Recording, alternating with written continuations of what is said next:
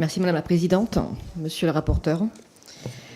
On ne pouvait pas faire budget plus déconnecté du réel. C'est hallucinant, voire insultant. C'est une humiliation. C'est un carnage.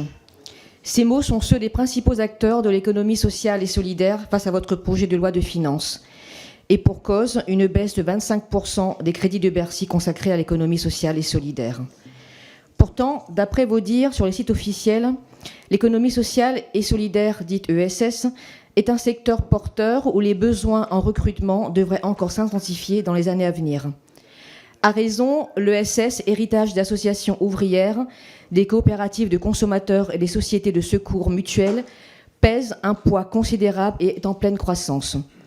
En parallèle, histoire de les signer davantage, s'ajoutent à cette baisse les coupes budgétaires de 5 milliards d'euros qui s'abattent sur les collectivités territoriales. Et il faut le dire, ces coups de rabot auront des répercussions sur l'ESS, qui est en première ligne des baisses de soutien des collectivités. Vous vous gargarisez donc de ce que l'ESS apporte et rapporte, mais pour les féliciter, vous leur donnez des miettes. Et je pèse mes mots, 0,004% du budget de l'État, pour être exact. Je rappelle qu'en Isère, là où se situe ma circonscription, l'ESS, c'est 4 000 établissements pour 45 000 emplois. Au niveau national, l'ESS représente 220 000 structures employant 2,4 millions de salariés. L'ESS est aussi 10% du PIB de la France, 10%, soit quelques 280 milliards d'euros. Les entreprises et organisations de l'ESS préviennent.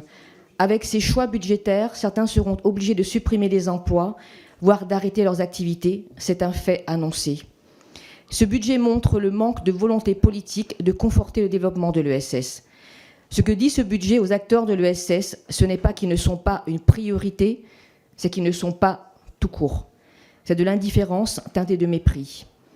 Pourtant, et comme vous le mentionnez, monsieur le rapporteur, pour lequel vous avez émis un avis défavorable, l'ESS est un pilier de l'économie française, contrairement à ce que prétendait notre collègue du RN.